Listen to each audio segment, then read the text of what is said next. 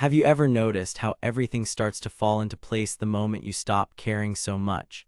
Sounds absurd, right? Your whole life you were taught to chase, to fight, to persist. But what if it's actually the opposite? What if attachment is what's holding you back in relationships, at work, even in your own peace of mind? Carl Jung, one of the greatest minds in psychology, believed in something most people aren't ready to hear. The more you try to control life, the more it slips through your fingers. And today, I'm going to show you why letting go might be the only real path to freedom. Stick with me until the end because this shift in mindset could change everything for you. The more we cling to how things should be, the more they slip away. Attachment, which in theory should give us security, in practice chains us to expectations that rarely come true. The paradox is clear. When we release control, life starts to breathe. Carl Jung said, "What you chase runs, what you accept transforms." We live in a culture that glorifies effort, control, and the constant drive to achieve, as if peace is always one step ahead. But this compulsive need to make everything work might be the very thing keeping anything real from happening. It's not about giving up or being apathetic. It's about a subtler shift, moving out of the mindset of trying to control everything and into a state of self-awareness. Carl Jung, in exploring the deep layers of the human psyche, gave us a key to understanding the shift. For him, detachment wasn't emotional coldness but a necessary psychic move. The ego must separate from its projections so that something more authentic can emerge. In other words, as long as we're stuck in our projections, people, desires, idealized futures, we can't clearly see what's actually going on inside us. It's natural to want things to work out, but the problem begins when our identity becomes tied to the outcome. When I am the success, the relationship, the recognition, then failure, loss, or someone else's silence feels like an existential threat. That's where anxiety is born, along with fear and the desperate urge to stay in control. Jung said this constant tension is nothing more than the ego trying to hold on to an illusion. Everything changes the moment we stop fighting the flow of life, not out of defeat, but out of clarity. Letting go isn't falling into the void. It's allowing something new to happen, something that doesn't rely solely on our willpower. It's an act of trust in the greater intelligence behind our experiences. When that shift really happens, what once felt confusing starts to make sense. The pieces fall into place effortlessly. Opportunities show up without being chased, and what was once anxiety turns into presence. Letting go, then, isn't about giving up on your dreams or turning your back on the world. It's about no longer forcing things. It's stepping out of the prison of "this has to happen" and into a space of clear observation.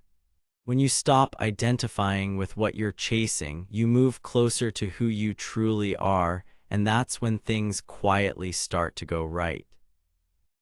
But what if the attachment that holds us back isn't about the other person, but about what we projected onto them? Attachment is rarely just about the other. Most of the time, it's about what we've placed on them. We project salvation, validation, or a role they never agreed to play. Jung was clear: what we refuse to see in ourselves, we tend to see in others, either idealized or distorted.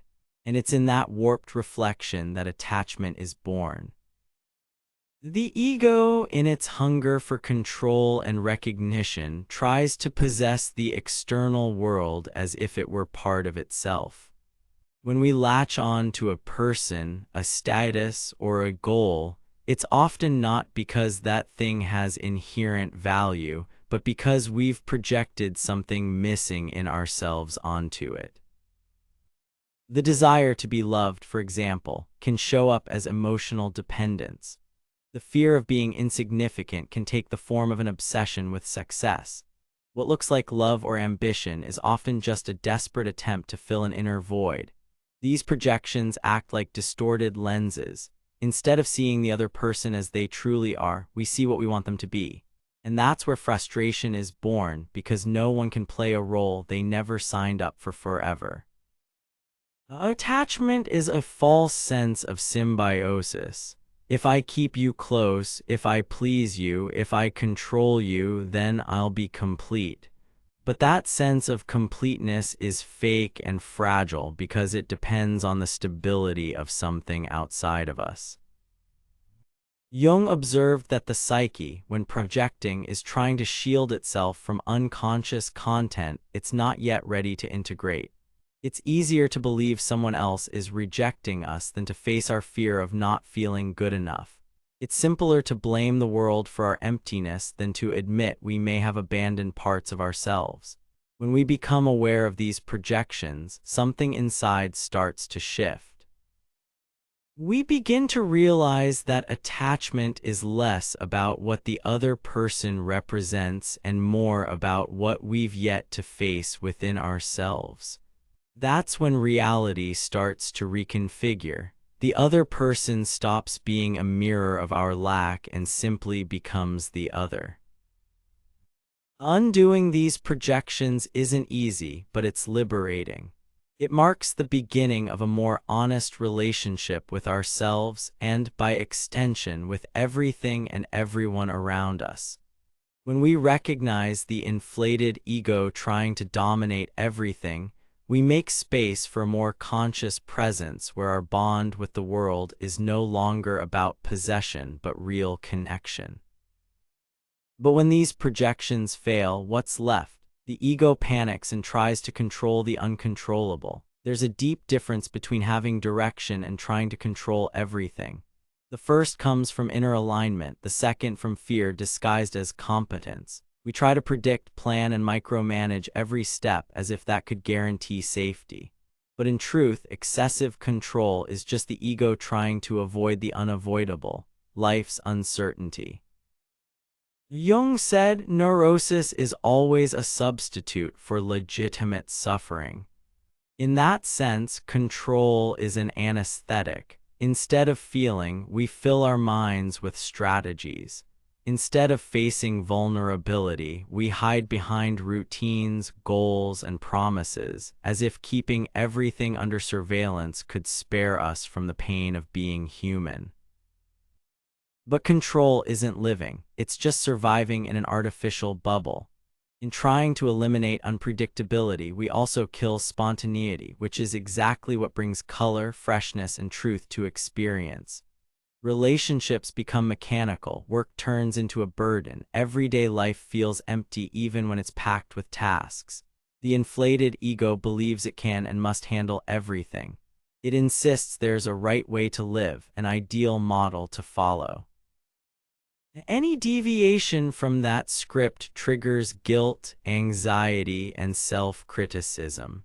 The mind goes into overdrive like an operating system running too many programs at once. Mental and emotional exhaustion isn't a flaw, it's the logical outcome of this mode of functioning. At its core, control is a defense against surrender. But surrender doesn't mean giving up. It means accepting that there are forces within us and in life that won't bend to our personal will. Jung saw the unconscious as a living, autonomous intelligence that plays an active role in shaping reality. When we ignore this dimension, we stay stuck in rational logic, as if everything could be solved in the realm of thought. Letting go of control, then, is an act of trust. It's recognizing there's wisdom in chaos, that the unpredictable can also be a path. This doesn't mean drifting aimlessly. It means making room for life to surprise us, which almost never happens when we're trying to control even the silence. The more we try to force things to go according to plan, the more we lose touch with ourselves. And the more we allow ourselves to listen, observe, and feel without jumping into action, the more we realize life has its own rhythm, and that rhythm knows exactly where it's taking us. What if, instead of controlling, real freedom lies in letting the ego reorganize itself? Letting go isn't pulling away from life, it's coming closer to yourself. It's the moment the ego, tired of trying to manage everything, begins to loosen its grip and turn towards something deeper, the self. In Jungian psychology, the self is the center of the psyche, the totality of the being. It's not the social me or the roles we play, it's who we are when we stop performing. As long as the ego is in charge, life revolves around external expectations. How we should act, how we should look, what others expect of us. Letting go of these ideas marks the beginning of a return not to the past, but to our essence. Jung called this process individuation, the journey of becoming who we are, integrating the conscious and unconscious parts of the personality. This path isn't theoretical. It begins in small ruptures, in the moment you stop responding to an old pattern, when you realize you no longer need to uphold a role, when a relationship ends and instead of rushing to fill the void, you face it. These moments of detachment are portals. They don't promise immediate comfort, but they open space for authenticity. True surrender begins when the ego recognizes its limits, when it understands it no longer needs to pretend it's in control or has all the answers. That's when something quieter begins to stir within. The self doesn't impose, doesn't shout, it leads with a calm clarity. Its guidance doesn't come from logic but from resonance, what feels aligned, what makes sense even without an immediate explanation. This kind of detachment, far from being passive, is a more refined form of presence. It's acting without obsessing over the outcome, loving without demanding anything in return, creating without needing to prove a point. What drives this state is no longer the hunger for validation, but an inner coherence that doesn't need applause to stay steady. In the process of individuation, the ego doesn't vanish, it takes a new place. Instead of thinking it owns the truth, it starts to serve the self. That inner shift changes everything. Relationships become more genuine. Decisions gain deeper meaning. Life, which once felt like something to conquer, begins to reveal itself as something to be lived. Letting go in this sense isn't about loss, it's about integration. It's allowing what needs to go and giving space for what's ready to emerge to come through. In that gesture, we stop existing as characters and start living as whole beings. But for the self to rise, another armor needs to fall, the persona. A central concept in Jung's psychology, it represents the social mask we wear to be accepted.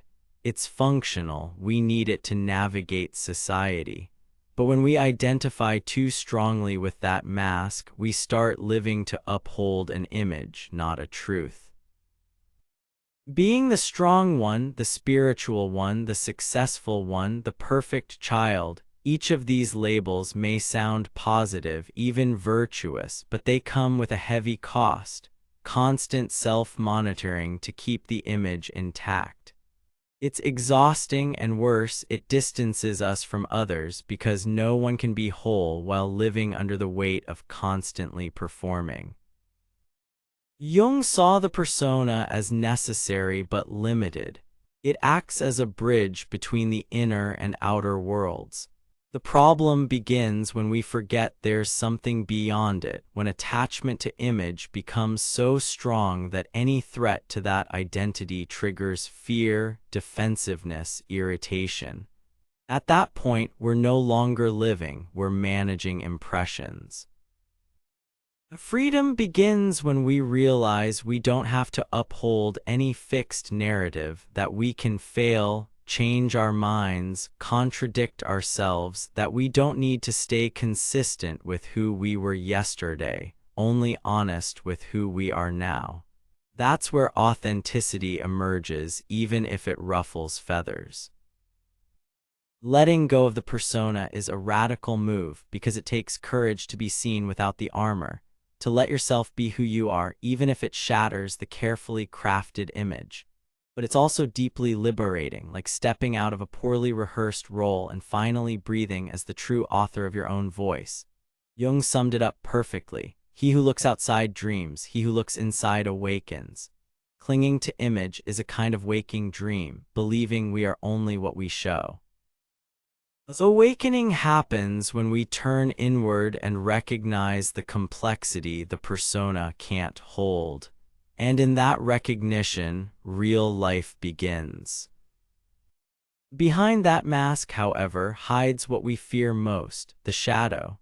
Freedom is frightening, though many claim to want it. Few are truly ready to face it with honesty because being free means having nowhere left to hide, not in people, not in roles, not in promises.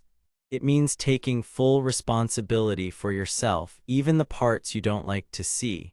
And that's exactly where the shadow lives. To Jung, the shadow represents the repressed aspects of the psyche, all the parts we deny, ignore, or deem unacceptable in ourselves. It's not necessarily evil, but simply what didn't fit into the image we built of who we think we should be. And the more we reject that part, the stronger it becomes behind the scenes of our lives. The attached person may say they want freedom, but often they deeply fear what would come with it. The emptiness, the silence, the lack of external validation. That's why they cling to people, to work, to an idealized future, not out of love but out of fear, fear of facing what rises when everything they've leaned on disappears. This is where detachment becomes painful, because letting go doesn't just mean releasing what's outside, it means facing what's inside. What's left when the desire is denied? What surfaces when the relationship ends, the plan fails, the image shatters? In that raw space, the shadow appears, and it doesn't come gently. Sometimes it shows up as anger, envy, deep sadness, feelings we'd rather not admit. But courage is required to walk through that tunnel without sugarcoating the experience. Jung said there is no enlightenment without facing the darkness of the soul. It's in that crossing that transformation takes place. When we stop fearing the shadow, it stops ruling us through back doors. We begin to integrate these forgotten parts, the neediness, the fear, the vulnerability, as legitimate aspects of who we are, not to surrender to them, but so they stop controlling us from the shadows. Detachment, then, is no longer just about letting go of someone else. It becomes a reunion with everything we were taught to reject. The shadow isn't what stops us from living, it's what we need to embrace to finally live fully. And only those who walk that inner terrain truthfully can experience the kind of freedom that needs nothing outside themselves. And how does that shadow sneak into the one place we least expect it? In the ties we call love. It's common to confuse love with need. The line between wanting to be with someone and fearing to be without them is thin, but it makes all the difference. Jung said, true love only begins when projection ends. As long as we're trapped in what the other person represents, we can't see them clearly, and often we can't see ourselves either. In the early stages of a relationship, idealizations are natural, but when they linger too long, they become a prison disguised as affection. We project onto the other our emotional salvation, our safety, even our sense of identity. And without realizing it, we create dependency. The other stops being a person, they become a role. That's where attachment settles in. Not as affection or intimacy, but as fear dressed up as love. Fear of loss, fear of not being enough, fear of facing the emptiness that might arise in their absence. This fear breeds jealousy, control, anxiety. The other must stay close so I can feel okay, and if they drift away, I fall apart. But love that needs to cling isn't love, it's neediness. And a relationship built on control isn't a bond, it's a mutual insecurity pact. When we release those chains, what's left? Often, the truth. We do care about the other, yes, but we've also used them as a shield against parts of ourselves we haven't yet welcomed. Detaching in this context doesn't mean stopping loving, it means starting to love in a cleaner way. It's allowing the other to exist without needing them to hold a fixed place in our emotional scaffolding. It's liking someone without trying to possess them. It's relating to the real person, not the projection we created of them. That takes maturity. It means accepting the other as free, that they can change, that they might leave and still be worthy of our love. It also calls for internal restructuring. Instead of seeking wholeness in someone else, we find the foundation within ourselves to love without losing ourselves. Non-possessive love isn't distant or cold. On the contrary, it's more present because it's not fed by anxiety. It's calm yet deep. It's when the we doesn't erase the I. It's when being together doesn't mean disappearing into the other, but sharing your wholeness. When projection ends, real relationship begins, not perfect, but possible. A meeting between two consciousnesses that don't cancel each other out or merge into one, but recognize each other. And precisely because of that, allow themselves to love freely. But keeping up the game of appearances and dependencies comes at a cost, paid with our vital energy. There comes a moment when the effort to hold it all together simply collapses. The character created to meet expectations, demands, and standards begins to fall apart. What once felt like strength through control now feels like a burden. And the exhaustion, which once seemed purely physical, reveals its real source. The ego is tired. That exhaustion isn't laziness or weakness. It's a silent scream from the unconscious, a forced pause as if something within says, I can't keep pretending. And that's exactly when the self begins to surface, not with euphoria, but with the strange peace that comes when something ends. Jung saw these collapses as calls for truth.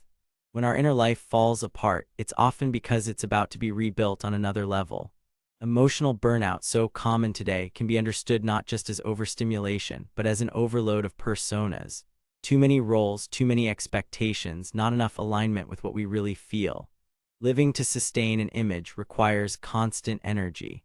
You have to measure your words, your emotions, your reactions. You have to always be in control. But when the body starts to break down, when the mind freezes, when the will disappears, something needs to be faced. Who are you without all of this? At that point, detachment shows up as a real option, not as escape, but as release. It's when you understand you no longer need to force anything. You don't need to prove yourself anymore. You can stop, and in stopping, you don't disappear. On the contrary, you begin to appear in a more genuine way. The ego resists this. It fears that without effort, everything will fall apart. But surrender isn't giving up. It's a kind of psychic intelligence. It's the recognition of a limit, and that crossing it forcefully only leads to emptiness. Jung knew that when the psyche is ignored, it creates symptoms, but when heard, it creates a path. The fatigue of the persona is an invitation to breathe outside the character, to ask what truly still makes sense, and to admit that sometimes, before reinventing yourself, you just need to rest, to let go of the weight of performance, and to allow in that pause something more authentic to begin to rise. And when the persona collapses, what remains is a pain few talk about, mourning who we never were. Much is said about detachment as liberation, but little is said about the pain it brings, because letting go is also a kind of death, not physical but symbolic, and sometimes just as intense. Letting go of an idea, a relationship, a projected future means grieving what never came to be, and that grief is real.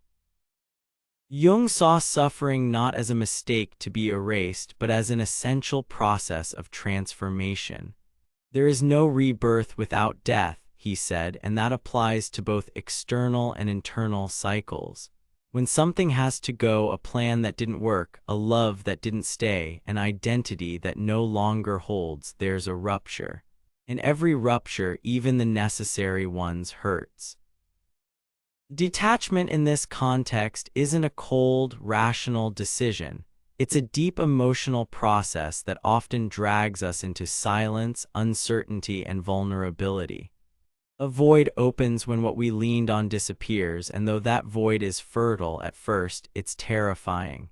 It's common at that stage to feel conflicting emotions: relief and sadness, freedom and loneliness, courage and fear. All of that is part of psychic mourning, not only for the loss itself, but for the fall of the image we upheld, the idea of how it should have been, the internal script that now won't be played out.